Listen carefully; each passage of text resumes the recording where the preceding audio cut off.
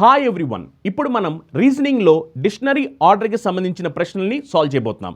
ఈ ప్రశ్నల్ని చాలా ఈజీగా సాల్వ్ చేయొచ్చు. ఒకసారి మీరు గమనిస్తే కనుక ఇక్కడ మనకి కొన్ని వర్డ్స్ ఇచ్చారు. మనల్ని ఏమడుగుతున్నారంటే సిక్స్త్ వర్డ్ ఏమిటి అని ప్రశ్న అడుగుతున్నారు అనమాట.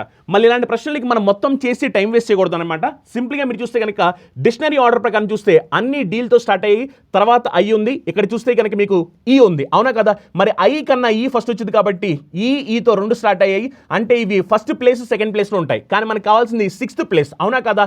తర్వాత మీరు చూస్తే ఐ తర్వాత ఇక్కడ మీరు గమనించినట్లయితే కనుక ఎస్ ఉంది, ఏ ఉంది, ఎం ఉంది, ఏ ఉంది, ఏ ఉంది. మరి ఇక్కడ ఏ ఉంది, ఇక్కడ కూడా ఏ ఉంది, ఇక్కడ కూడా ఏ ఉంది. అంటే ఇవి నెక్స్ట్ రాబోయేవి, అవునా? ఇక్కడికి ఆల్రెడీ మనకి 5 కంప్లీట్ అయిపోయాయి. మనకు కావాల్సి ఏమిటి? ఆరోది కావాలి. మరి ఆరోది కావాలి కాబట్టి నెక్స్ట్ మీరు చూస్తే కనుక ఎం ఫస్ట్ వచ్చుద్దా, ఎస్ ఫస్ట్ వచ్చుద్దా? మనందరికీ తెలుసు ఎం ఫస్ట్ వచ్చుద్ది, అవునా కదా? అంటే ఈ క్వశ్చన్కి ఆన్సర్ వెంటనే ఏం చెప్తామంటే ఆప్షన్ 4 అని చెప్పేస్తాను అనమాట.